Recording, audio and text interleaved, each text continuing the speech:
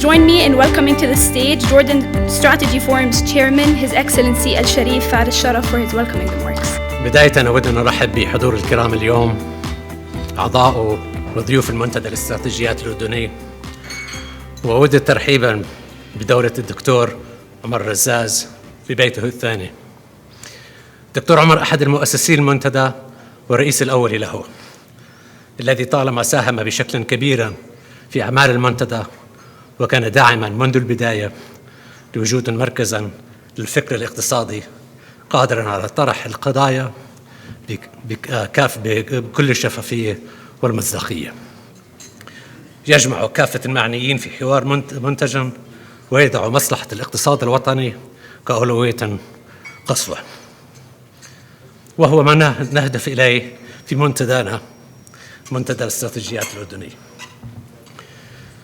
تأتي فعالياتنا اليوم وقد تقلدت رئاسة هيئة الإدارة منذ فترة وجيزة، وهي مسؤولية كبيرة بالنظر إلى ما بناه رؤساء الهيئات الإدارة على مدى السنوات العشر الماضية. ولكن بوجود زملائي في هيئة الإدارة وبوجود الفريق الفني والتنفيذي سنبني على ما تم إنجازها، وسنستكمل أعمال الترسيخ الأهداف التي حققتها مسيرة المنتدى، وسنواصل التعاون والتنسيق ما بين القطاعين العام والخاص، وسنعمل جاهدين لبناء شراكة استراتيجية مثمرة. جلستنا اليوم حول الاقتصاد الدائري ستكون منصة لتبادل الخبرات ومناقشة التوجيهات العالمية في هذا الإطار، والفرص التي يمكن الاستثمار فيها بما يحقق الفائدة المرجوة في استدامة الموارد والحفاظ على البيئة وتعزيز الابتكار وخلق المزيد من فرص العمل. Now please allow me to switch to English. Welcome to our session. We're to discuss and to delve into the transformative and the revolutionary power of the circular economy, which has gained tremendous momentum in recent years. There is a strong global consensus on the need to change our economic linear model to one that is more productive and sustainable. The latest COP27 made it clear an urgent action is needed to combat climate change, foster global collaboration, and build resilience, particularly for vulnerable communities and regions such as our own. This is the only feasible path for a world facing unprecedented resource depletion and economic challenges. Within this context, the circular economy offers a compelling solution, a paradigm shift from traditional models towards ones that value resource conservation and efficiency, waste minimization, and regenerative practices. Here in Jordan, we've begun to recognize the importance of the circular economy in achieving long-term growth and have taken steps to promote its adoption. But it will be crucial for us to continue to work in partnership with the government to streamline the regulatory environment, create a business-friendly climate, and develop a consistent approach to circular economy practices. We are here today to explore the boundless opportunities that the circular economy holds for Jordan, engage in insightful discussions, and leverage collaboration among diverse stakeholders and experts from various sectors. There is still a long path ahead to unlock the tremendous value circularity offers to our economy and build a more inclusive, sustainable, and resilient society. Our event today stands as a powerful testament to the importance of dialogue and constructive discussion on such a pressing topic, and this wouldn't have been possible without the collective effort of our partners and our sponsors. I would like to thank the Green Action Enterprise, the GAIN project from GIZ, for and their colleagues from Adelphi, Europe's leading independent think tank on climate and development and environment, for their outstanding work on the policy paper that we published. I'd also like to extend our deepest appreciation to the members of the Jordan Strategy Forum who sponsored today's event, Bank al-Ittihad and KBW Investments. I extend a warm welcome to all of you. Thank you for your constant support and wish you a fruitful event. Thank you very much. Thank you, Mr. Chairman, for those insightful remarks. And indeed, thank you to our sponsors. We wanted to draw your attention to the keychains in front of you. They are part of an initiative by Bank al-Ittihad called Plastica. They are keychains that are made by upcycling used bank cards.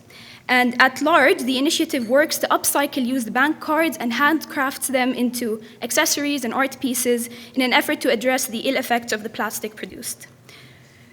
We also wanted to draw your attention to the fact that your badges can be planted, so make sure to read the instructions on the back for that. Now for our guest speaker, the Jordanian role model that got us through the COVID-19 pandemic with a saying that resonated with all of us, كل مر سيمر. And hopefully, just like the pandemic passed, we hope that the effects of climate change are also a hardship that will pass. So please help me and join me in welcoming to the stage His Excellency Dr. Omar Razaz.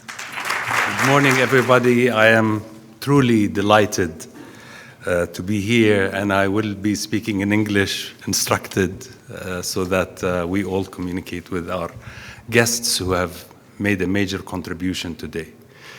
I really want to salute JSF for taking the lead on this.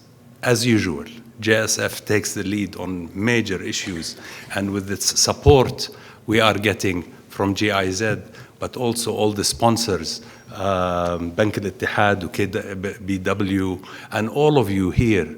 Really, I am proud of what JSF has achieved so far and the credibility it has acquired through that time. And this is not a work of one person. This is collective work by the leadership of JSF, but also, very importantly, by the members of JSF. So thank you, everybody. I want to...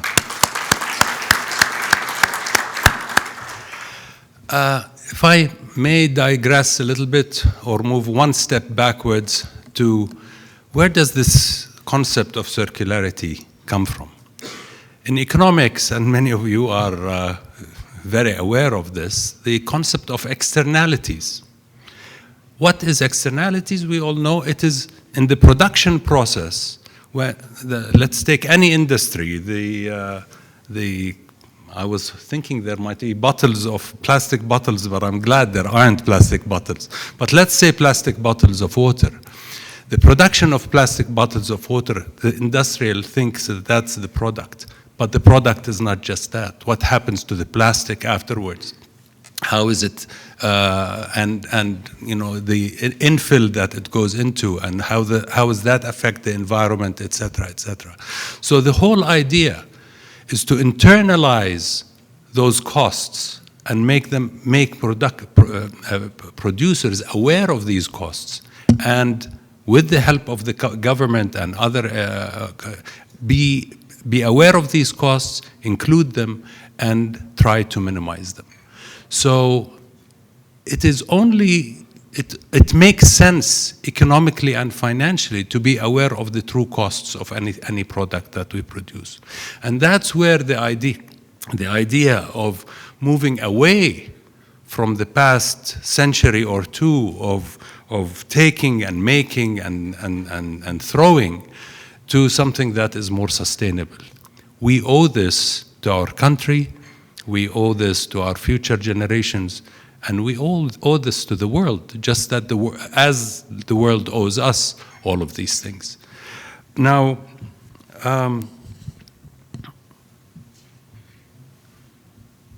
how do we go about this? This is, as I'm sure you all know, this is not just about recycling waste. This is not just about that. It's much, much more. And as we will see today, and as this beautiful report has outlined, it starts much earlier. It starts in the design phase. And we will hear more about that. If the producer is thinking that the whole thing from there is an extended producer responsibility from A to Z throughout the lifetime of this product, then they will think about the design in a different way. They will think about the design, if I'm designing something, how do I dismantle it once a consumer is done with it? How does it get transported? How do we increase its duration? احنا اليوم بهذه يعني use and throw. I bought a laptop the other day and they said, you know, it's designed to last around 3 to 4 years. You will have to change it. It's designed to become waste. It's really time we change our thinking model from that. And so design is a very important stage. Collaboration is a very important stage, which very often we don't think about, but then the forward linkages and the backward linkages. In the case, I really love the garment sector in Jordan, so I'm a bit biased because I've worked with them very closely during our time to increase employment of Jordanians, but also to think about the waste, the tremendous waste that goes. Just thinking about that in the design, in the cutting of fabric, right? In the cutting of fabric, when you do it efficiently and think that there is cost to the leftover fabric that will be thrown, we can think of how efficient that is and how much money it saves for the producer when they are aware that you're not just throwing the extra out. Or if you transform that into material that can be used by startups and SMEs in that industry. These are the types of linkages and collaborations we are thinking about. And then, of course, there is how do you finance this? What we don't want to happen is to burden our private sector. The idea is not to impose regulations that will make our private sector not competitive. On the opposite, we have to find finance and incentives to create and make sure that the private sector continues to perform at the level and enter a new markets. And that leads me to perhaps the most important point that we always stress with our EU colleagues, that if a country like Jordan is to upgrade its standards, and if its industry is to comply, then the EU has to open its borders for the Jordanian products. The EU currently, as you know, has very strict regulations, and these regulations are growing up. I am for, as a citizen of a developing country, I am for the EU taking the lead on raising its standards. This is good for the environment, but it should not be seen, because we know that some developing countries see it as protectionism, as the EU raising its walls. This is not, the EU needs to make it very clear to developing countries that this is not about protectionism, this is about raising the standards, and then companies that comply with these standards need to be given full access and need to be helped in the process of complying with the EU standards. This is crucial.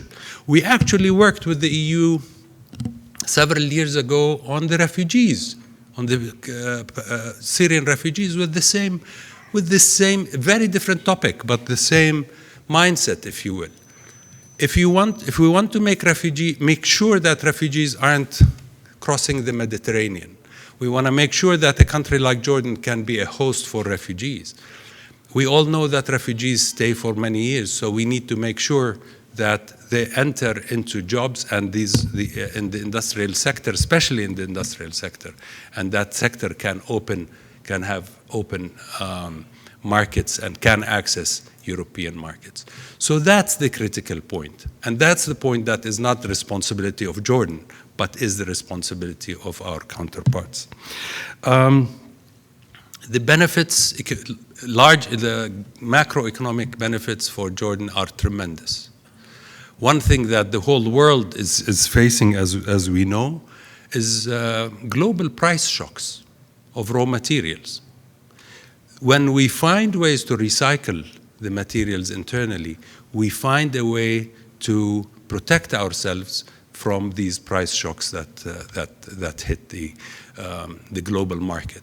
So countries are doing this strategically, not just for the sake of environment.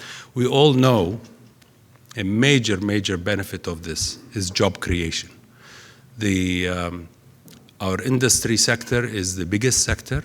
It employs most of our youth, but we need to expand it. And with these linkages, the forward and backward linkages, the expansion will happen, and will happen not in unskilled jobs, but in skilled and highly skilled jobs, which our youth are looking forward to. Lastly, of course, our responsibility for the climate. We are a small country. Our impact on CO2 emissions is nothing compared to many other countries, but we are good members, and we believe that we are all in this together. The study, I was reading a book the other day that said, if we continue to live the way we are living, not our grandchildren, but their children will not experience a world as fruitful and as comfortable as the one we live in. So we need to think of the children of our grandchildren and realize that we have the responsibility today for that. The choices for Jordan is either we lead on this forefront and we create the model for other countries, or the other alternative is we drag our feet and we are pulled by it and pushed by it through the process that we know is going to go global sooner or later. With the kind of people who are here today, and it being part of the economic vision, modernization, I think we are in a very good position to move forward. Thank you. Thank you very, very much for your presence.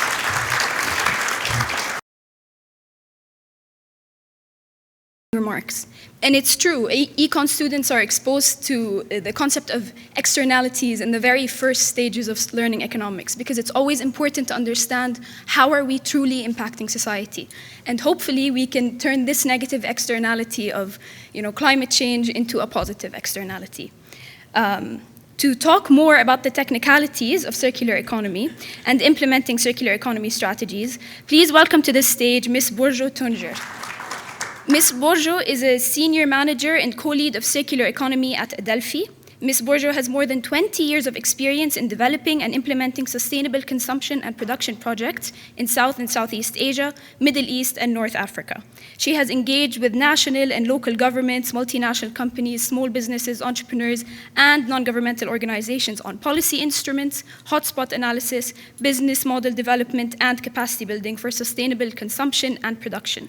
She currently works on promoting and monitoring circular economy practices in global textiles, agro-food, and plastic value chains.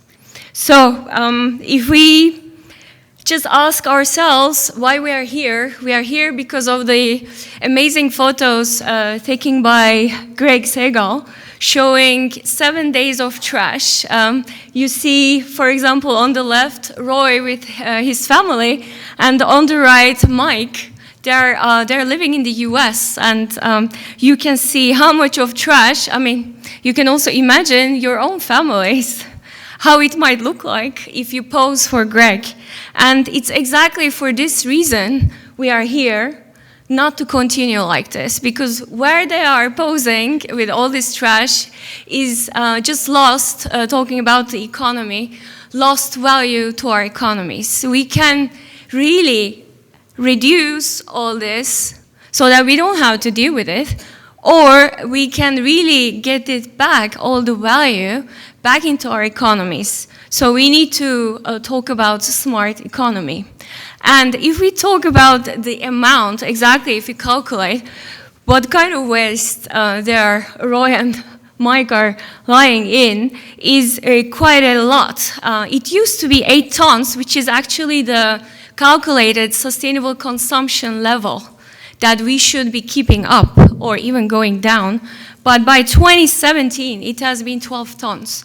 And now we're 2023. Imagine world average, and in countries like I come from in Germany, it has reached to 24 tons. This is unacceptable, it's not smart. And also, looking into countries like Jordan or in Asia, where Rajan and family is lying, or you see a family, again, there with all their trash embedded in nature.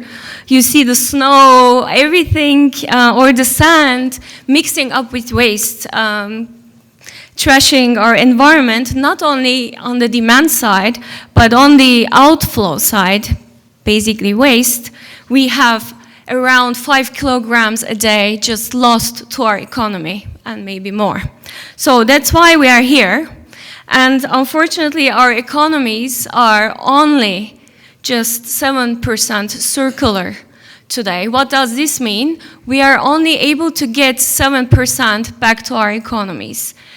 And we have the technology, we have the ideas, we have the motivation, the energy in this room. Now is the time to work on it and close what's called the circularity gap. And how to work on it is rather simple, but at the same time difficult, because it requires collaboration, as Mr. Razas also said. We need to increase really the collaboration so that the extraction, the trash that we are lying in, can be reduced, so that we design smarter. We have designers among us, we need them really working on this. We need also to keep this material longer in our economies. So they shouldn't be just like this computer you said, here with us 3 years. They should be repairable, they should be replaceable, they should be servicized, and they should stay maybe a lifetime with us, upgraded and getting even better.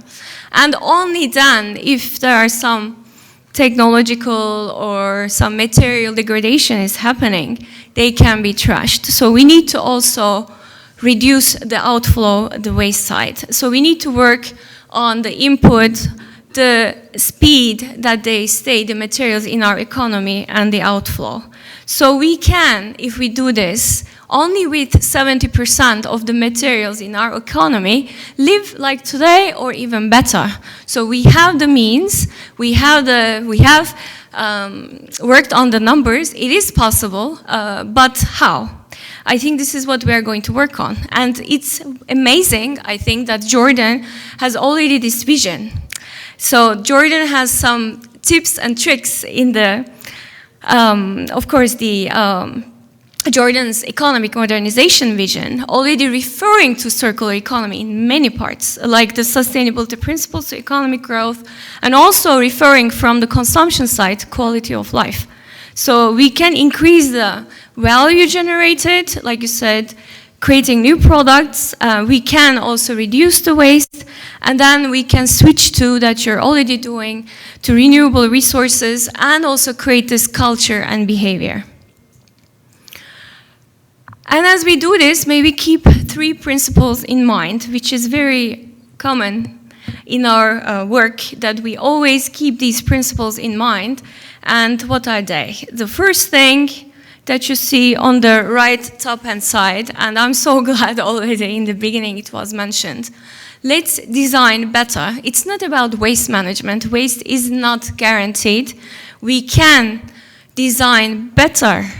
We can make our lives much more easier with better designed products. What does this mean? Using environmentally friendly materials, using also alternatives to fossil fuel-based materials, or looking into what kind of functionality is needed so that the product lasts longer. And again, as I said, keep the products longer in our economy. So you don't have to just acquire value by selling the product. We can shift the revenue model so you can actually increase the relationship with the consumers and maybe make them pay as they use the product, not only just by buying the product. And finally, regenerate. What does this mean?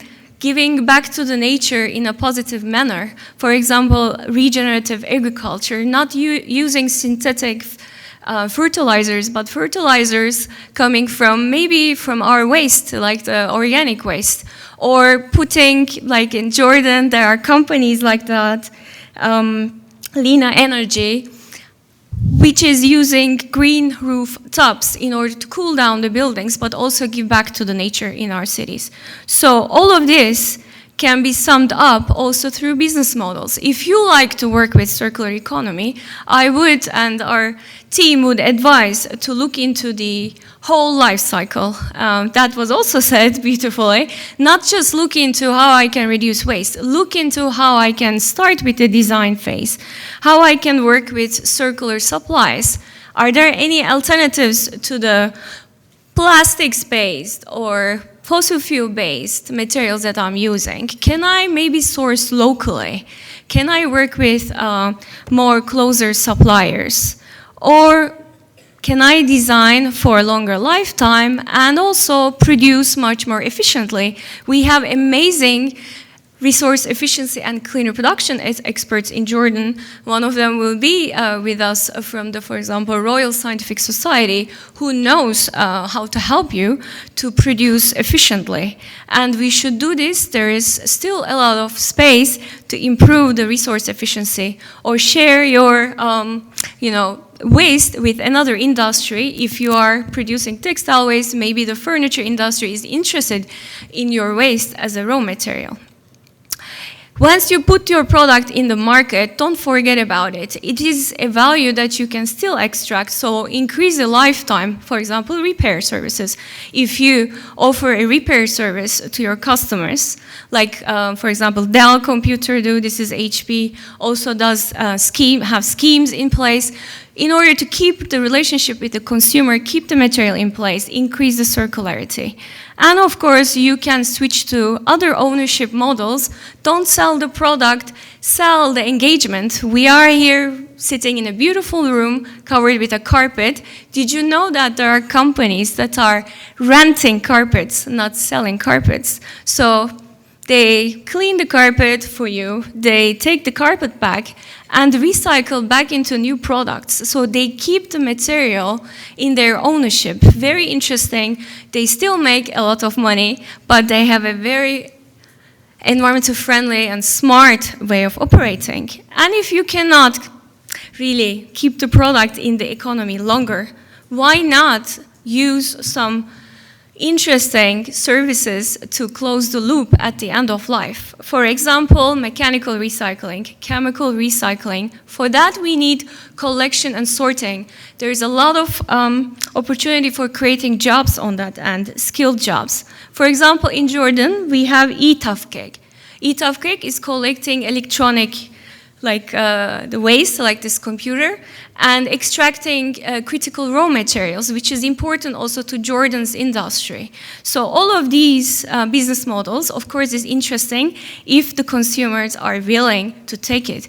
So we all have to work together. Also, myself as a consumer, really have an eye on these kind of intelligent services and not just get tricked by products sold to me. We need more services, we need more smart products in our economy, and this is circularity. So with circularity, we can really stop the leakage, anything going to our landfills, and just shut down the landfills.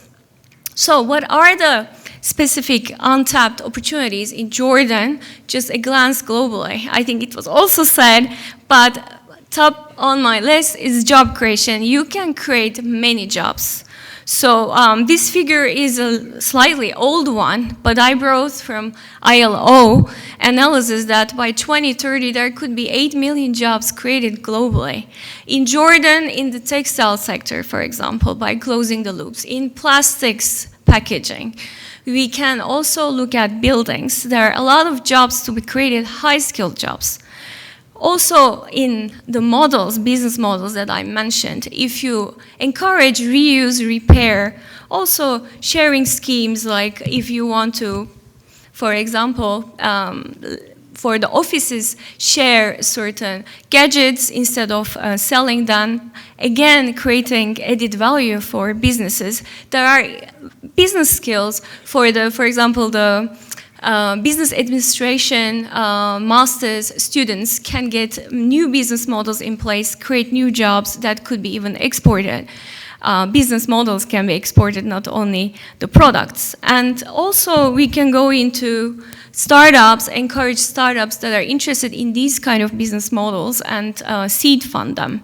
In total, all of these will lead to resilience.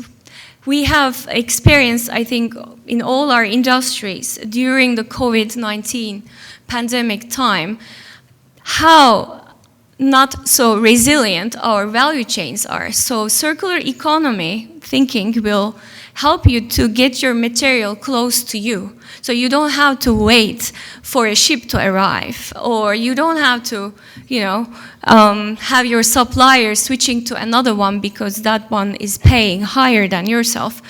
Circular economy will help you to close the loops close to your production lines. And also create trade opportunities. Don't just think about your business or the product as the one that is running now. Think further, what happens to that product? Can I get some value after the product is used? Maybe there is also some money to be made there, but not buying more materials, but really capitalizing on the added value you can create for the customer by taking back or enhancing the services. And of course, on the environment side, the benefits are clear. That's why Adelphi has been working on this topic very long time. And if you look at the numbers, greenhouse gas emissions, according to the Paris Accord, we need to obviously reduce to 2 degrees, and 55% can be reduced by switching to renewables and energy efficiency schemes. That is, of course, clear. But 45% is embedded in our materials. In this chair, in that table, on your jacket, there is plastic. That is greenhouse gas. In the water we drink, there is greenhouse gas because for the production, for the transport, we use fossil fuels. If we tackle all this in a circular manner, we can reduce 40% of the greenhouse gas emissions. So it's amazing potential. And with that, also Jordan can take the lead as a small country can move faster in this kind of opportunity. And of course, currently in our field, approaching trend, looking at the biodiversity impact with the science-based targets for nature, companies are setting such targets. And obviously circular economy with the regeneration effect and reducing the waste going to the landfill can have a big biodiversity positive impact on its balance. For example, land use can be drastically reduced. That we work with companies where we, as they increase their circularity, biodiversity impact getting positive.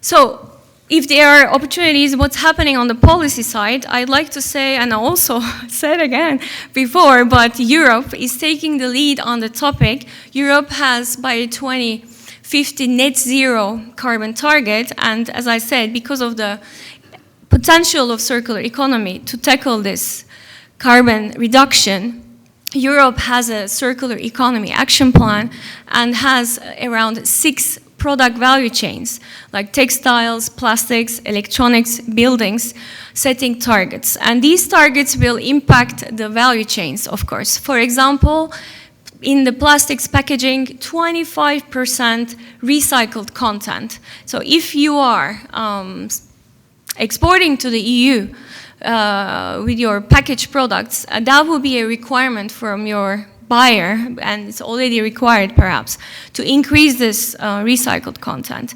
And of course, national level, for example, Spain, España Circular, has a very clear plastic strategy, also implementing plastics tax, or Germany has been working on resource efficiency for many years and currently working on a roadmap process which will impact the big industries that are supporting the export, like the steel, aluminium, and all the heavy metals. In France, which is a quite ambitious also plan that there's a circular economy roadmap, and there are many countries around the world, also in our region here, taking the lead. Like UAE has a circular economy policy roadmap for implementation, or Turkey is, because of the accession situation to the EU, they are working on a circular economy action plan, already calculated their circularity working on roadmaps for sectors, which could be quite inspiring, that we have also discussed with Her Excellency Nesrin's team, how Turkey is doing this, and could this be perhaps an inspiration for Jordan, and perhaps an exchange between the countries could be arranged. These are important frameworks for industries to understand where the priority is and where to take action, and exactly where the investment can be done. So let's come home and once again look at the Jordanian context. I'm going to talk a little bit about textile sector, but the giants of the textile sector representatives are here. So I think in the discussion, please do ask them. And we have been working with them. We have been so lucky to engage with them. And we analyzed what can be done in the ready-made garment production sector, because of the huge amounts of waste produced. This is not the error of the industry, because they are already very efficient, but the industry has to produce waste because of the nature of the production, and it is around 24 tons per day. That would be like 4 trucks that we have seen together dumping in the El Hassan industrial estate nearby El Akader landfill, for example. And this we don't need to do. We have worked on this together, and recovering the waste, for example, through mechanical recycling, before, of course, with separation, constitutes huge opportunity for Jordan, for creating jobs, and for the industrialists themselves to export or even utilize this kind of product, like the yarn or the fabric themselves. And we are not just qualitatively talking about this. We have done the business case, operational plans, and inshallah, there's a partnership coming up. And it looks bright for Jordan, because Jordan is very close to the EU, so it can be an export potential in the future. And of course, producing high value garments. These will be garments that will be having recycled content and less waste to the landfill. This has huge value in the industry, because all the big brands have set targets. For example, you will all know H&M or Zara or North Face. They all have targets of going 0 waste to landfill and high recycled fabric content. And all of this can be achieved in Jordan. Also, other opportunities for upcycling, not only from the post-production, because the production waste we have talked about, but all our own garments can be collected and processed. And for this, we have designers among us, like the 12 Degrees, having worked on the potentials, how the designers have created product ideas, prototypes. For example, to take this waste to the furniture industry, or to take it for very totally different cement industry. So there are interesting opportunities that can be worked upon, that can be supported from the financial perspective. The second area that we have been discussing also with representatives from the ministries in the trainings we have done, always mentioned, is the food value chain. There has been already identifications of this, of course, the bio-waste. The bio-waste can be converted into fertilizers, and switching from synthetic fertilizers to such kind of solutions. And of course, creation of energy like biogas in small amounts could also be for the farmers. And there are examples of this, also entrepreneurs already doing this in Jordan and Lebanon, in the neighboring countries. Also, of course, other side streams. For example, when you produce food products, there are also post-production waste. This can be processed into juices or similar kind of side products, and new value can be created, and new revenue can be generated. Such examples in the Mediterranean countries, for example, from the lemon waste exist. And also, of course, for sure, like the textiles recycling industry. We are having a wonderful extended producer responsibility directive already in place, and it's coming up. And this means the producers of plastics packaging will have to take their waste back. And this is an opportunity because this waste, it can be turned into recycled content for packaging. It can be sold to the European countries which will be requiring this material a lot. So again, we have job opportunities, we have value to create. And of course, switching to much more other kinds of maybe alternatives for packaging. Industry, again, in Europe and the US are hungry for alternatives to packaging. Also in the textile sector, by the way. Adidas, for example, has a huge research and development team working on the alternatives. We also have a lot of packaging companies. We work with several of them looking into those options beyond recycled content. And let's not stay behind. Maybe there are local materials that you can use in your packaging industry. And of course, manufacturing growing very fast in Jordan. And there, as we said, industrial symbiosis, waste from one sector could be an input to another sector. And let's work on eco-design. And there are experts, again, in Jordan that can help you on how to really comply with the European directives that are upcoming and how to change the products so that they become recyclable, that we can increase recycled content. And as we said, again, let's take the value from the service-based models. Don't just sell the product, but sell the value in it and keep the material in the economy. All of these for Jordan is there, how to make it. Maybe a create awareness recipe is the first step for it. And in your publication, on the pages 21 and 22, I think it's a one-page recipe we put there that I would really like you to take a look and create awareness. We didn't indicate or put names in this part. I would love to do it if you like to discuss. But creating awareness is done that we have experience with numbers. We need to create business cases, and we have the tools for it. So, for example, for the textile sector, to convince Mr. Ramdas, we put everything into numbers, and he saw the payback period. He saw what might happen to his business. He was convinced we should work on such business cases.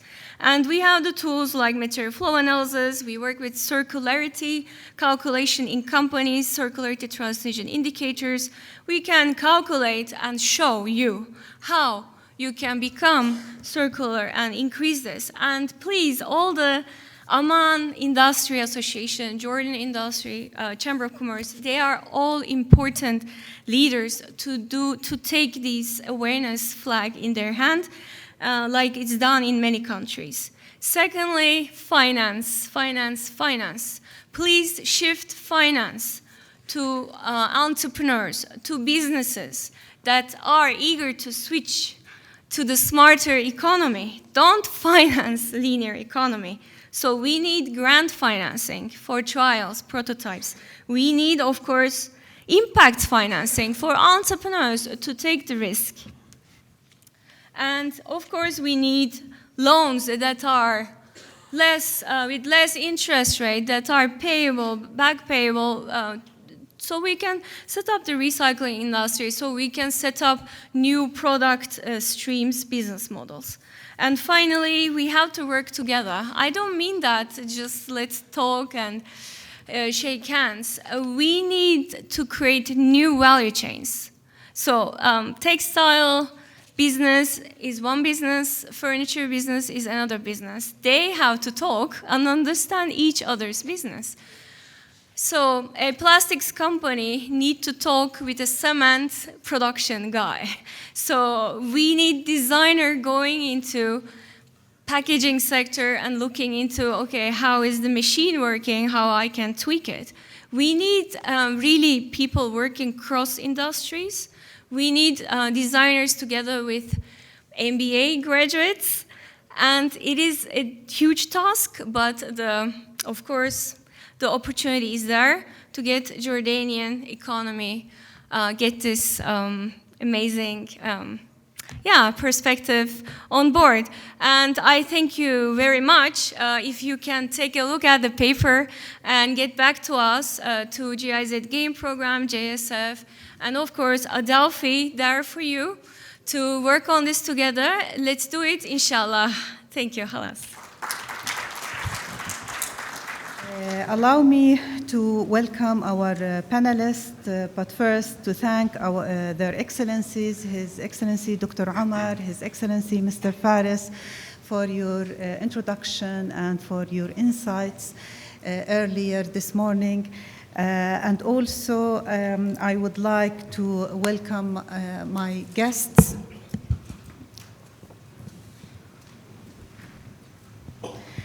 His Excellency Dr. Jihad al-Sawair. Dr. Jihad al-Sawair is an environmental and green economy expert. He is currently serving as the technical advisor to His Excellency the Minister of Environment. He's also heading the Green Economy Unit at the Ministry of Environment. He is an expert on topics such as assessing environmental impact, assessing air quality and water pollution and treatment, among others. He also worked as a technical consultant with the EU to establish Ben Hayyan Aqaba International Laboratories and Aqaba Air Quality Monitoring Network. We are very happy and delighted to have the public sector representation. As you heard earlier, it's about really cooperation between both the public and the private sector in order to make the beautiful future for Jordan. Also, I would like to welcome Dr. Nail Husami. Everybody knows Nail Husami.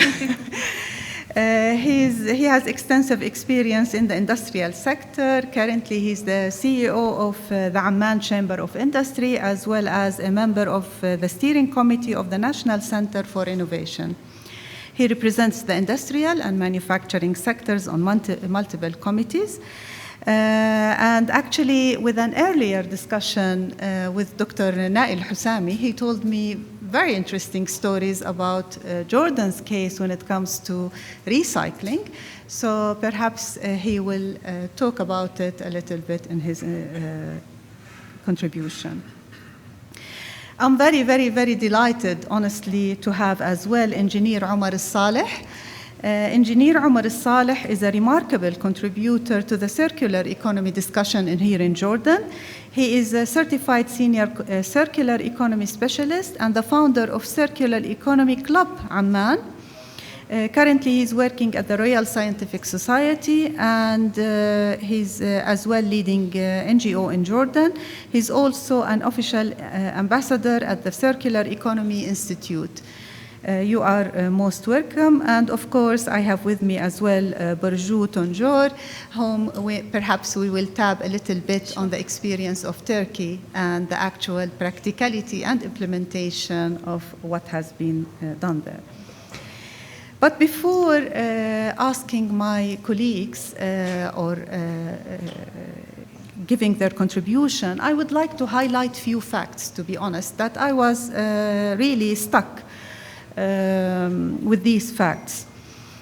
Humanity would need as much as 1.75 the size of our Earth to sustain the world's current rate of resource consumption. This is too much, really.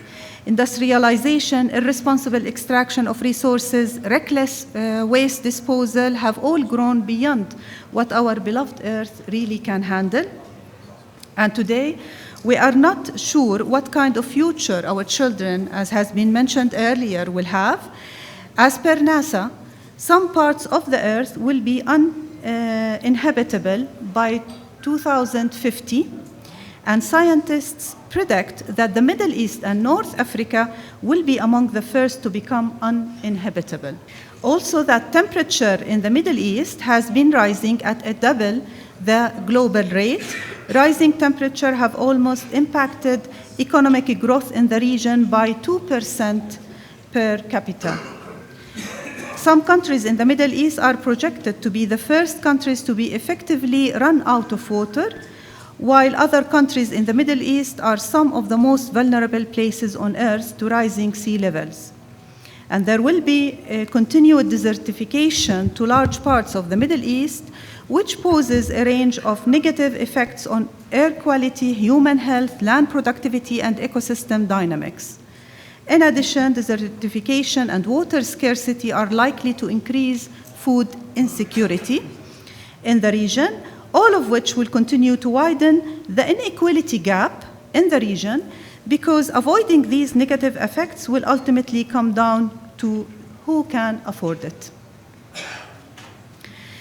Therefore, combating climate change is no longer a choice, to be honest. Rather, it's an essential act to save lives and to guarantee a better future for the next generations.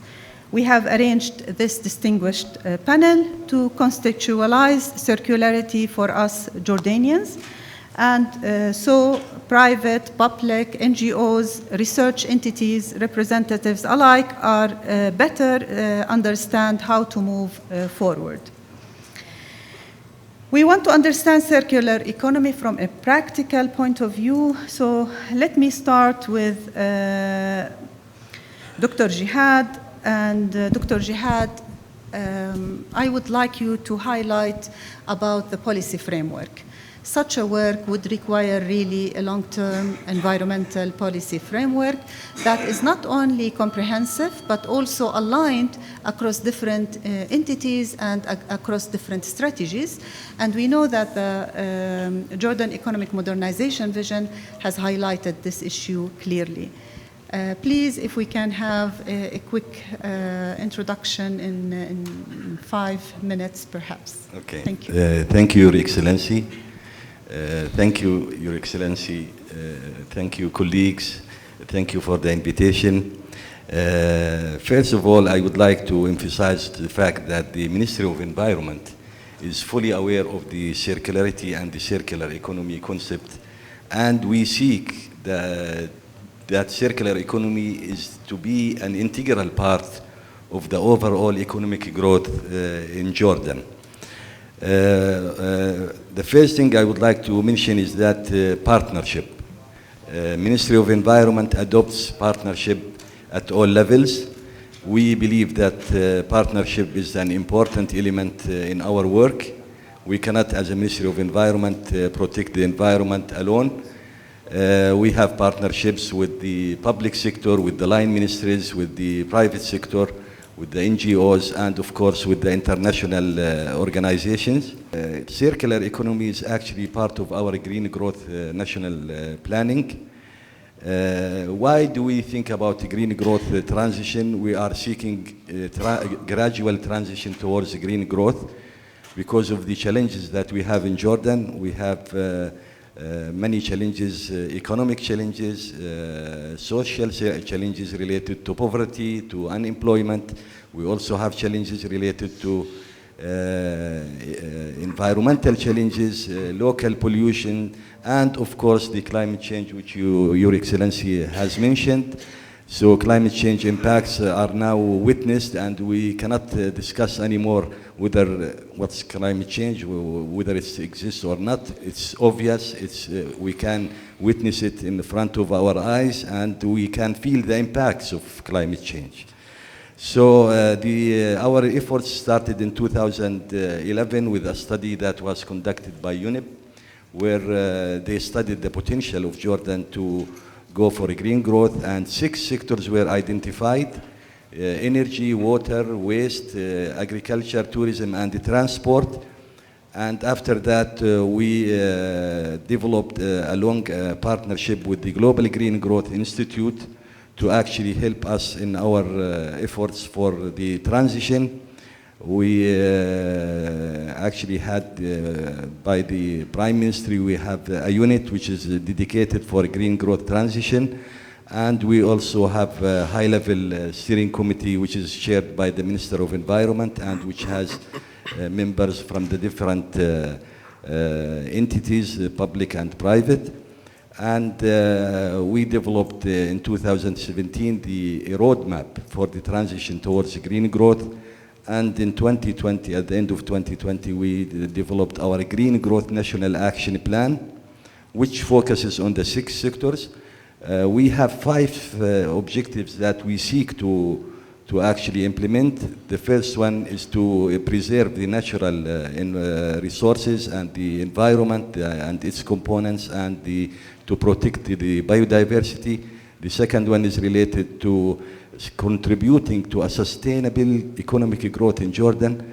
And the third one is related to actually have the social dimension within the economic growth, and also to enhance the resource efficiency in Jordan. When we talk about resource efficiency, we talk about energy, water, and of course, materials consumption and the waste that is produced. So we talk about sustainable consumption and the production and circularity. And lastly, the climate change. As you know, we deal with it through mitigation and adaptation. For the circular economy, for the waste management in Jordan, we have the legal framework, which is the National Waste Management Framework Law, number 16 for the year 2020. And we also work with our colleagues from the Ministry of Local Administration and GAM with their, for example, we have the National Solid Waste Strategy, the 2015-2034, and now there is an update for the national strategy to actually include these modern methods and approaches to deal with the waste management, like EPR, like circular economy, and so on. We have from the regulations, we have from the law, we developed many regulations that actually facilitate the work of the investors. We know that the role of the private sector is a very important element, and we developed this law to actually, and the regulations and the instructions for different types of wastes, so that we can facilitate the private sector involvement and investment to actually contribute to the circular economy. Thank you. Thank you so much, Dr. Jihad. Dr. Nael, from the perspective of the private sector, there are some opportunities that you already see, but at the same time, perhaps there are some impediments. Could you please highlight this, give more highlight on the opportunities? Thank you, Dr. Nasreen. ودي أشكر دولة الرئيس لأنه أهم مشروع في قطاع الصناعة صار في زمنه اللي هو مشروع 100 ميجا 84 مصنع في مزرعة واحدة، وكان حقيقة قرار جريء، وإحنا للأمانة بنعتبره قصة نجاح أردنية. وبحب أحكي لك شو تسمع عليه. صار إنه غرفة اسطنبول المعنية بالصناعة إجوا عنا، وهلا بلش ينسخوا بالتجربة نفسها اللي دولتك يعني تكرمت ومعالي هالة زواتي غايبة أخذناها فيها.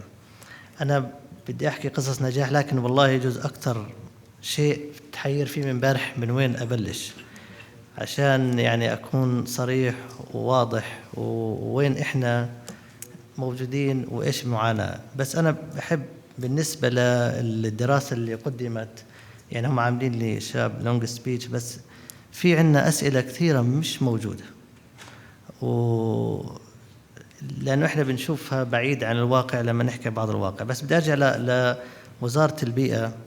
بحب أقول لهم إنه إحنا ما لوثنا الكون ولا إحنا غيرنا. الثورة الصناعية بلشت 1700 وشوي، إحنا أول مطبعة تبعت هاني السمان 1928، وبعديها ب5 6 سنين بدير عمل شركة الكهرباء بلش جنايات، يعني كمصنع حقيقي البرايفت سيكتور أعتقد بالخمسينات، وما زلنا لغاية الآن إحنا أقل من المتوسط. بس يا أخوان عشان تعرفوا شو المعاناة تبعت الصناعيين اليومية، إذا بدك تعمل مصنع في الأردن عشان النفاية اللي تفضل فيها دولة الرئيس البلاستيك، بدك تقرأ كل هدول، يعني لازم تقرأ كل هدول. هاي بس نفايات، ما حكاش جمارك، ضريبة مبيعات، تراخيص وإلى آخره. بدك تقرأ قانون إطاري إدارة النفايات، نظام إدارة المواد والنفايات الخطرة، نظام إدارة النفايات الصلبة، نظام المعلومات، تعليمات تطبيق آلية وطنية مبدأ مسؤولية ممتدة ومعالجة الآثار السلبية الناتجة عن، بعدين كلها عناوين يعني اللي بيقرأها بقول إحنا عندنا محطة زبربوجة وهلا قربت تنفجر، وكلها عناوين يعني براقة، اللي يعني بتقرأها أنت بتخاف. تعليمات إدارة نفايات الكهرباء الإلكترونية يعني كأنه إحنا مصانع أبل عنا إياها.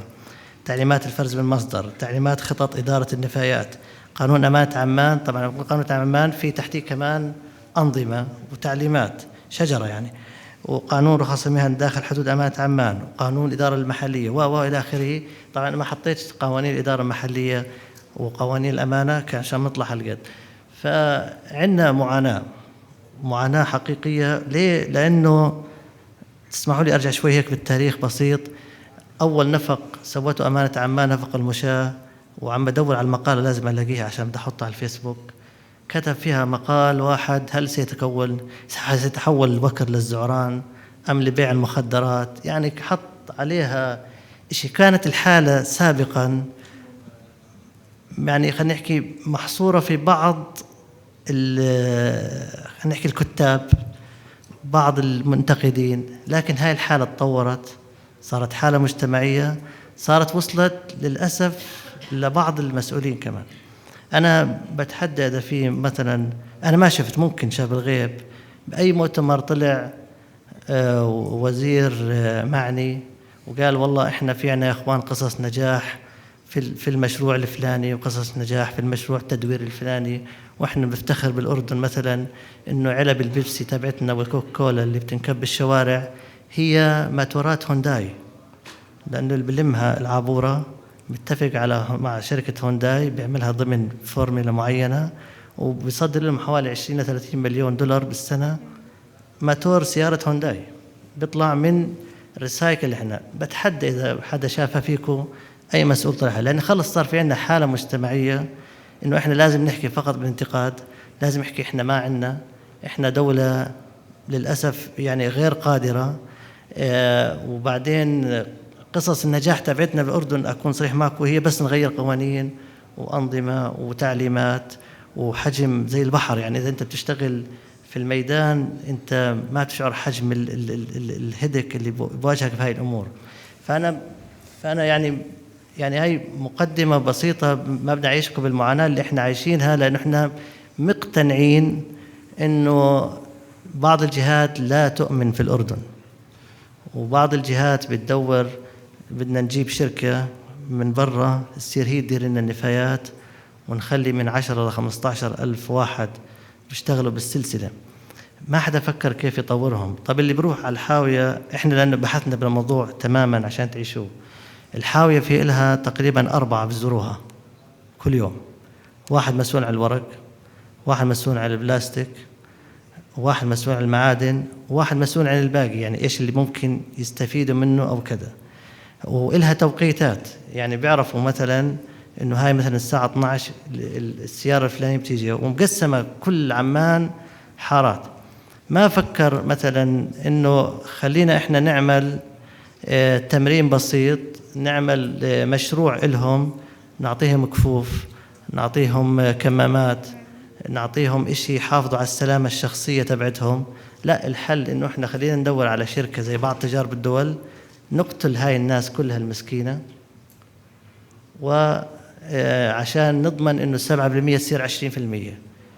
بس شو اللي التقط من الحاوية من قبل 7% هاي ما شافتها الدراسة. يعني هاي وقائع إحنا لأنه عشنا يعني من كثر المعاناة اللي شفناها من الأنظمة والتعليمات اللي انحطت من وزارة البيئة، نزلنا على الميدان. وأنا يعني بسمح لي دكتور رئيس أحكي قصة بسيطة عنه شخصية لأنه فيها إنسانية. عمي الله يرحمه كان يتردد على رحمة والده، فمرة طلب عنده مريض فقير، فبيقول له، هاي سمعت من عمي ومن والدي، فبقول له طب أنت ليش حزين؟ تعال يعني بمعناته أنت عالجته مجانا. قال له حزين لأنه هذا إنسان فقير، هلا عنده فقر دم، أنا أعطيته دواء، بس هذا بقية حياته كيف بده يعيش؟ فكان شعر معه بقية حياته كيف بده يعيش. هل في عنا شعور إحنا إذا بنقتل هذول اللميمة وتابعين السكراب وتابعين الساحات وتابعين التوزين. في عندنا شعور شو بدنا نعمل فيهم. أنا حضرت للأسف مفاوضة مع واحدة من الشركات إنه بدنا نمنع اللميمة وتصير كلها لشركة معينة، وهي الشركة تعمل شركة ريسايكلينج وإعادة تدوير. بدنا نشعر بالإنسان ونبني على تجارب النجاح، هي اللي إحنا بنحكيه. أنا بحكي بشكل سريع عشان أرجع لسؤالك ومعي. إحنا بالأردن صادراتنا من السكراب 61,000 طن بما يعادل 85 مليون دينار بين ورقيات ونحاس وألمنيوم. الورق لحاله شهريا أعتقد من 5,000 ل 10,000 طن بنصدرهم.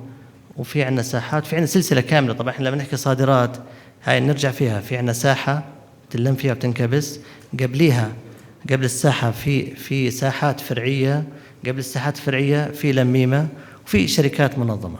فتلاقي إذا بتبحث عليهم راح تلاقيها في سلسلة أكثر من 1000 شخص بيشتغل فيها، ما قطاع منظم أو غير منظم. حاليا يبنى مصنعين، واحد بالمفرق واحد بالموقر وواحد بالقسطل، مجموع استثماراتهم 50 مليون دينار، لأن 70 مليون أعتقد.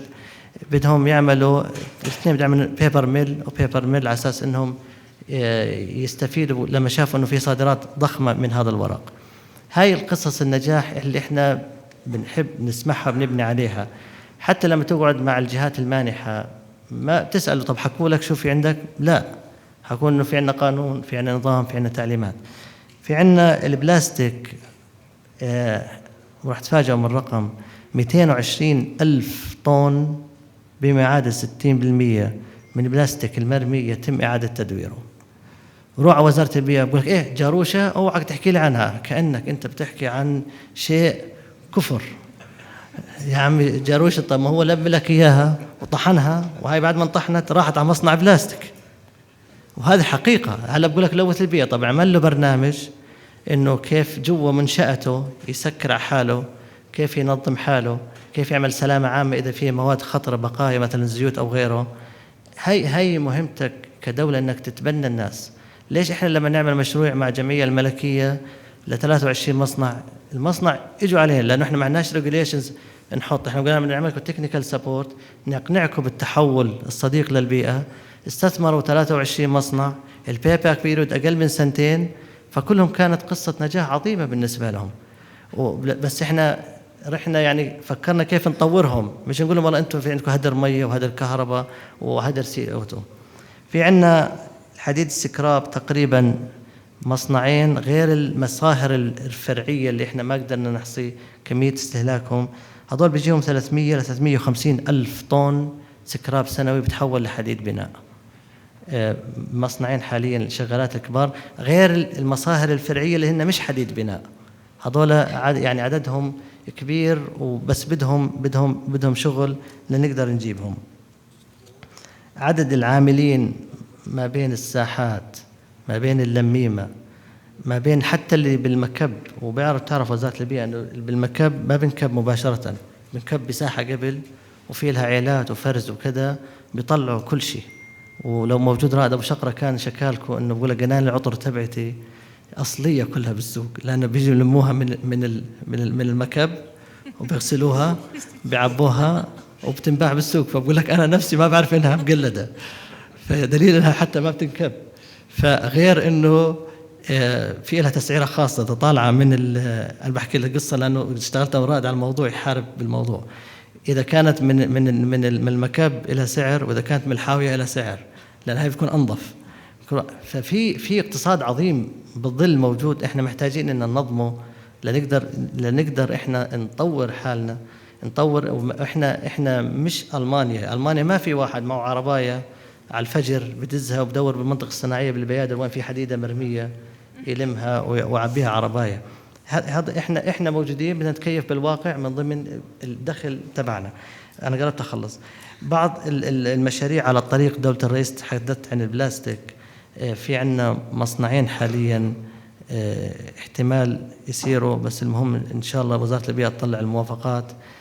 واحد لخيوط السجاد من الBET، يعني نفس العلبة الBET تطلع من خيوط، نصنع منها خيوط السجاد. والأقمشة في واحد تاني بده يعمل اللي بسموها اللي بيعرف بالصناعة الخيط الحذفة اللي بيركب عليه السجاد، فبدي يعمل ريسايكلينج لهاي الخيط من الأقمشة، استثماره أعتقد حوالي ب20 أو 30 مليون مش عارف دينار أو دولار. ففي عم ينشغل على الموضوع. ليه؟ لأن الأسواق بتفرز نفسها. كيف عرف هو؟ بقول لك أنا مش قادر أنافس التركي، السجاد التركي رخيص كثير، فراح دور لقى إنه أحد أسبابه إنه عم يعمل ريسايكلينج من علب الBET، وشغالين معه عم نقنعه على إنه يشتغل على الموضوع هذا إن شاء الله.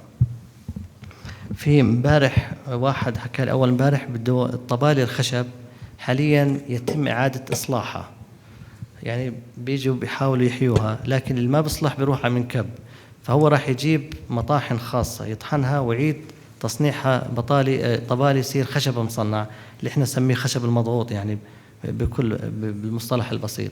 أيضا في واحد عم يشتغل عليه، وإن شاء الله إنه يعني قريب، يعني بعد 3 أسابيع بتوصل المكاين تبعته ما راح تضل فيه ولا أي طبلية. الإطارات، وهاي الإطارات حقيقة قصة نجاح عظيمة وإحنا خايفين إنها تتسكر. تذكروا وادي اليتم كان كله بيطلع من العقبة عبارة عن مزبلة، بأنا أخذ التعبير، اللي تصل لعمان كلها إطارات مرمية. حاليا ما فيش بعمان إطار واحد، حتى سكراب الجيش راحوا عليه وعم يشتغلوا مع الجيش وعم يلموا فيه. ليه؟ صار في عندنا 3 مصانع منظمة وحوالي 5 مصانع غير منظمة. طبعا احنا بنحب الجميع يتنظم، لكن لما يقول لك انك بدك تطلع رخصة استخراج نفط من هيئة تنظيم قطاع الطاقة والمعادن، لأنه أنت استخرجت سائل قابل للاشتعال، فأنا بدي أعمل بير نفط أو بدي أعمل هذا المصنع، بدك ذا سيم لايسنس. هيك هذا السيستم موجود وواقعي، لكن الحمد لله قصة نجاح كبيرة. احكي لوزارة البيئة إنه أنا محتاج شوية استورد من برا عشان مصنعي ما يسكر، لأنه ما عندي احتياج 24 ساعة، ولك احنا زبالة ما بنسمح باستيرادها، يعني ما هي مدخل إنتاج لمصنعي. نفس الشيء البلاستيك إلى آخره. فهي حقيقة إنه إحنا لازم نآمن بحالنا. بعتقد إذا ما آمنا بحالنا إحنا ما راح نقدر نطلع ونحكي عن الاقتصاد الدائري ونحكي عن لازم نآمن بقصص نجاحنا. لازم ننظر لتبع الجاروشة إنه هو رب أسرة عنده 5 أفراد 10 أفراد، وبدي أفكر كيف يضلوا عايش وأطوره. مش أقول إنه هذا والله تبع جاروشة وكأنه شيء معيب وعم يطلع غبره وخليني لازم، يعني أحسن شيء إني أقتله عشان ما يضلوا مستمر. أنا نسيت أجيب الكتيب اللي اشتغلناه مع الUSAID اللي بيشتغل بإعادة التدوير، أعتقد فوق 500 واحد اللي قدرنا بس نلملمهم، يعني ما بين هذول على شيء منظم أو غير منظم. حتى البرزنتيشن اللي طلع آخر شيء بقول لك تجربة تركيا وتجربة الإمارات، وبعدين حطينا إحنا وين نساوي، بس ما حكينا عن حالنا شيء. فهي اللي أنا بقول دائما إنه إحنا لازم نشتغل على نفسنا. إحنا بصمة الكربونية اللي بخوفونا فيها، وإنه أوروبا بكرة بتمنع عنا الصادرات، إحنا كبلد كأفرج إحنا أقل من المتوسط. إحنا مش خايفين لأنه إحنا أصلا ما عنا صادرات لأوروبا، هم اللي حاطين القيود، مش إحنا اللي مقيدين عليهم. آسف على الإطالة وشكرا جزيلا. شكرا جزيلا دكتور نائل. أنا قلت لكم لما قعدت معه قلت له اللي حكيته بدك ترجع تحكيه. إنجينير عمر، يعني الدكتور نائل قال اقتصاد عظيم في الظل بدنا نطوره ونبني عليه، وبدنا نراعي برضو الناحية الاجتماعية للموضوع. وإحنا على ما أعتقد اللميمة بيزيدوا عن 15,000 ل 18,000 شخص بهذا المجال. وذكر بموضوع أنه نؤمن بأنفسنا. فمن وجهة نظركم وأنتوا كريسيرش انتيتي وكجهة بالموضوع السيركولار ايكونومي بالتحديد، هل هذا أولاً كيف القطاع الخاص ممكن أنه يستفيد من هاي الفرص؟ واثنين، هل هاي الفرص الحقيقة مجزية؟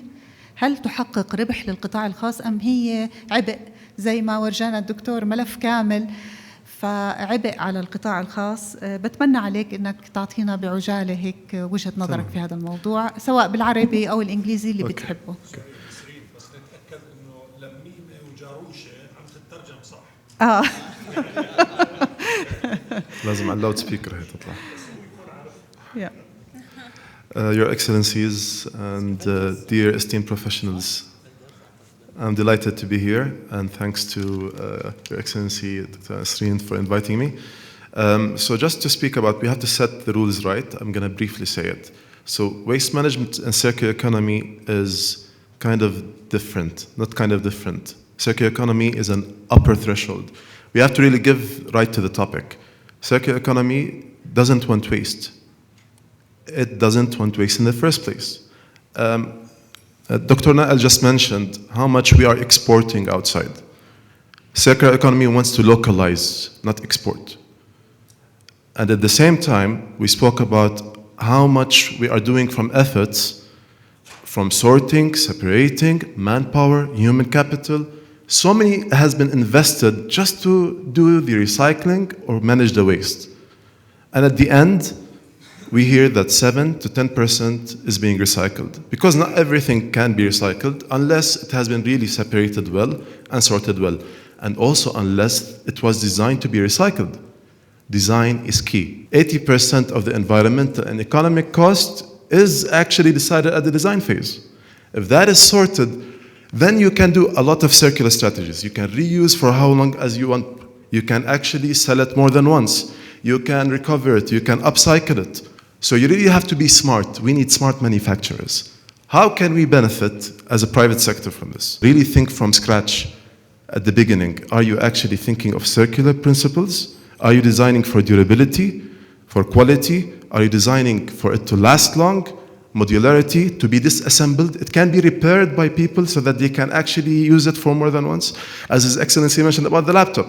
He told them, well, listen, you can use it for 3 years. It's not a compliment. Why 3 years? Then I need to buy again? It's an investment. It contains so much rare earth metals, rare earth elements. When we speak about the supply chain and the critical minerals that it holds, you know your mobile has more than 40 minerals, critical minerals, and this comes all the way from China and very complex supply distribution. We need a mindset shift, dear manufacturers. Look at your products and processes as a life cycle. When the supplier gives you the raw material, polystyrene pellets, okay, it comes in a plastic packaging. But for the sake of protection through the supply, transportation, and logistics management, you have to put it in maybe a more rigid packaging. So you have like double, triple packaging, and you have to separate it. You have to have very, very unique arrangement for it to come safe, and you don't lose much of those material. And then the manufacturer takes it, he throws the rigid packaging, he opens the plastic, he throws the plastic, he puts it. He produces the polystyrene, cardboards, rigid polystyrene, flexible, whatever. He packs it again to send it to the retailer if he's the one who's going to distribute it, or he assigns a distributor. He's going to come and put it again in another packaging and make sure that it's safe. And then the retailer comes, remove the first packaging, remove the second packaging, throw all of it. Packaging is one clear example of circular opportunity. If you yourself, from the beginning, tell the supplier, listen, I need smart packaging from your side, I need it to be at least recyclable, or listen, when you give it to me, take back the cardboard, take back the wooden rack that you're using to hold my material, I don't want to deal with this waste. And same goes for the retailer, and same goes for the consumer. He doesn't need the packaging. There is a repack company in the UK. What they do is they pack, it's a recyclable plastic that can be used 10 times. So when you order through Amazon, it comes, they put it in the post box, okay? What you do is you take your mobile, whatever you bought, and you keep the pack there. What they do is they send you a deposit scheme, for example, $10 or whatever, in favor or as a favor for you doing, sending back that plastic to them, because they will use it again for another product. And they give more life for that. Packaging is a circular opportunity for a lot of companies. And if I want to go deeper into the products themselves, the smarter you design, the longer that you can utilize. This is one example. Lastly, how profitable it could be. When we say, okay, rent it, don't sell it. When you rent it, this means A washing machine, if you take a washing machine as an example, I give it always in the GIZ trainings. A washing machine, if you really take it, do you love it? It sounds so nice. It's a very nice music, yeah, in the house, mashallah. No one likes it. You want it to only wash your clothes. You want the function of that washing machine. So you really don't want to own it. You don't love it. You don't want to own it. You're not going to take the washing machine with you to the office or take a selfie with it. Listen, I have this washing machine in my house. صح? We're not going to do that. The washing machine is there just to wash your clothes. So if I rent it out to him, me as an owner, as a manufacturer, I'll be like, wow, it's my ownership. I have to make sure it's quality. So I have to give him a repair, maintenance service from my side. I have to follow up with him. Every 6 months, I'll come and check on the washing machine. It's perfect, it's great, perfect, خلاص. Then, when he wants to move out from the house, he doesn't have the burden of throwing the washing machine or doing nothing with it. I retrieve it. If there was an issue with it, I can retrieve maybe 80% of the components. This will save on 80% of the raw material. You are resilient to the supply chain. You don't need the supplier. You tell him, listen, for this month, 80% I don't need your supply. I will use it for a new product. You use the same components again to sell another product, you are profitable. Boom. Circular economy is huge. It's an end-to-end approach. It really disrupts the whole system. And if people look at it seriously, you will not have this burden of waste management. Recycling is not that effective and efficient. It's really burdensome. But circular economy removes that burden. Yeah. Thank you so much, Engineer Omar. In a couple of minutes, perhaps, Burju, what do you like to comment on what you have heard from our colleagues? I think the reality of Jordan has many facets. So we need, like Engineer Omar said, understand the whole opportunity. I just want to get back to, all the business models that you mentioned in terms of really getting the material maybe rented or looking into, okay, how to come up with a new packaging scheme. We really need the numbers. So that's all the difficulties of setting up new businesses we just heard. You have come with a big file just to set up end-of-life management business. There are a lot of hurdles, and that's my take. I think we need to really see how these business models function in reality, pilot them if we can support such entrepreneurs, and also try to reduce the burden on the entrepreneurs, on the businesses. For the policy framework, I think, thank you very much for talking about the different instruments. We need to take a look broader. So I would like to invite, maybe taking cases also from Turkey or other places, let's look into the numbers, how much material is flowing in our economy, how much is getting lost, and how much of it we can recover. Or look into which business models can be supported. But for example, with the Etihad, can they open up a circular entrepreneurship fund in order to support such entrepreneurial ideas? And how do we reduce the burden? Once again, in this roadmap, maybe we can discuss.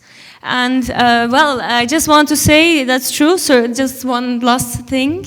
The circular economy is about really looking into how we design products better, smarter products.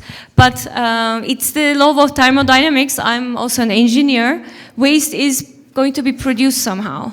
So in order to avoid that it is just getting lost, the value in it to our economy, we should set up the recycling in an inclusive way, that you said. How do we already ongoing efforts, how do we formalize them? So in our terminology, that is inclusive circular economy. So that's also something for the roadmap, I think, if we can go back and discuss in detail what we can do.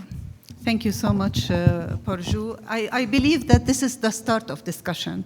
It's a journey, it's a long journey. We have all to work together in that journey to make it happen and to make it a fruitful end, hopefully, and the continuation of it. I would like to thank Parju for the presentation and for her contribution in the report. Thank you so much. I would like also to thank Engineer Omar Saleh, Dr. Nael, and Dr. Jihad. Perhaps, I don't know, Your Excellency, if you would like to give a final remark on what we have heard. I will be honest, I hadn't heard of the circular economy before. The JSF decided to do this workshop. I've learned a lot from each and every one of the speakers. I think the challenges are great, but the opportunities are even greater. I think understanding it in the context of the economy and the incentives that can be put in place for the private sector, the necessary streamlining of government regulation, and understanding the needs of both the engineer, the producer, the marketer, and the retailer are all part of the circular economy. I do understand, and I've learned now, that it's more than just a recycling of resources, but rather it is a holistic approach to how we consume and how we invest and how we plan for the future. And I think that this is critical, and it's not really anymore an option or a luxury, and that when we do plan for the future, both in terms of macro policy issues, as well as business marketing and business manufacturing, and that we consider the importance of the circular economy as a foundation for how we plan going forward. I would like to thank the Doctor for attending and being our guest speaker. I thank you, Nasreen, for moderating this, and our speakers and of course our sponsors. This has been very enlightening and very fruitful for all of us, and I have nothing more to add. Thank you so much, Your Excellency. And thank you all for attending this session, which will be a continuation of series of sessions perhaps, and for our sponsorship. And I would like as well to thank our members, but at most I would like to thank my team at JSF, who actually did a lot of work in the preparation of this event. Thank you so much.